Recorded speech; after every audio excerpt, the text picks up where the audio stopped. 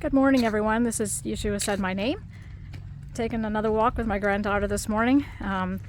Told you today I would share a brief email that I received from, actually I have a couple emails I can share with you. I can get into more depth later, but some emails that I've received from Freemasons or ex-Freemasons that have left the lodge and are now looking to share information with others that they know of the dangers of the lodge and how satanic and Luciferian it really is. This one gentleman writes me, thank you so much for your channel.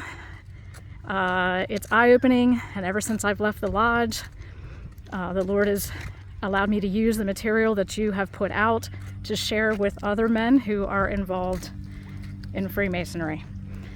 And I've been sharing your videos, he says. He actually confirmed for me in his email, it was brief, but he confirmed for me in his email as well that like most ex-Freemasons, he would like his name kept private, which I will do. But I've received many such emails of women that have left the Eastern Star, gentlemen that have left the lodge, that the Holy Spirit has gotten a hold of them and opened up their eyes to have nothing to do with it and to leave.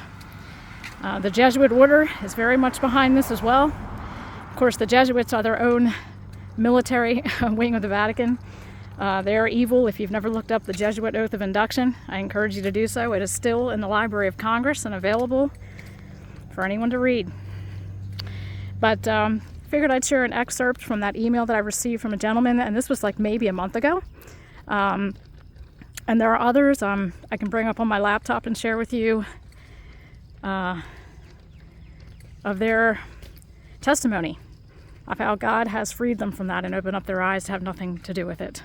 Of course, when I attended a certain church years ago, I attempted to try and explain to the pastor of the church that Freemasonry was nothing but evil, Luciferian, and that he had Freemasons that were deacons and recruiting other men to join the lodge, and I was pretty much dismissed when I discussed those things. And it didn't go over too well. But you know what? I felt like I did what God wanted me to do and expose it, and I'll continue to do so. But I was pretty much dismissed and told that I'm just trying to stir trouble. Well, okay. Jesus said, do not suppose I come to bring peace on the earth. I come to bring a sword. And that sort of division will happen when you present the truth to people that sometimes don't want to face it or hear it. And in my opinion, if you're a pastor of a church or a leader of any kind, and God has given you that responsibility, if you do not vet the wolves, you'll give account for that one day. It's not just to stand up there and you know, preach every week. I admire that, but part of our job, if you're a teacher or you're a preacher, a watchman on the wall, is to vet the wolves. Before Paul died, he said one of his greatest fears was that once he departed this world, that the wolves would creep in.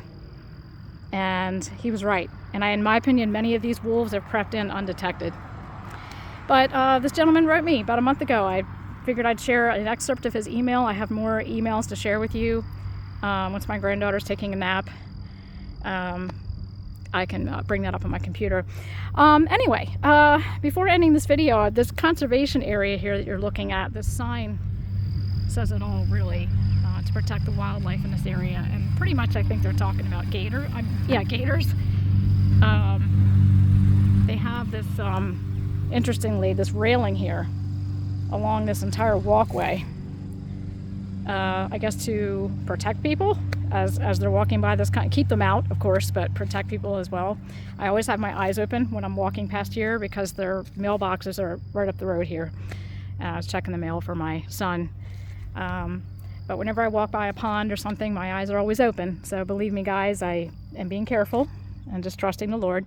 But I walked by this conservation area I'd say about a week or so ago with my oldest son, and he said, Mom, you know, I don't think any gators would be in this particular conservation area. I haven't seen them.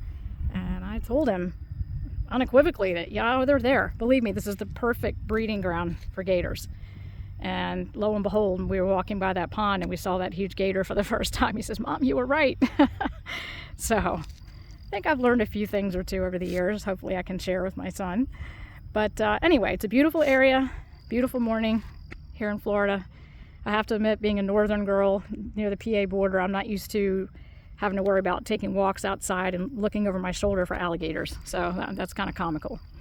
But just figured I'd share a little bit more of my morning with you, share that excerpt of an email that I received from that gentleman, that he left the lodge and that he's sharing the videos on the channel. So if you guys really want to help me get the word out, just hitting the thumbs up and sharing the videos really would go a long way, because there are so many people out there that are trapped in the Order of the Eastern Star, that are trapped in Freemasonic lodges.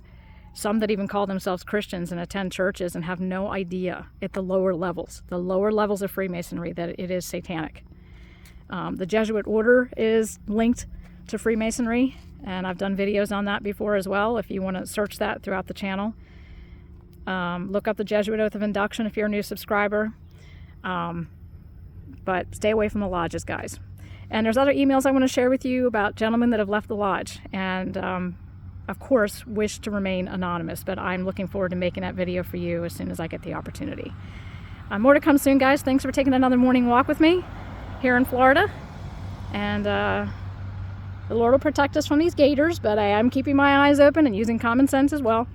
God bless you guys. Talk to you soon.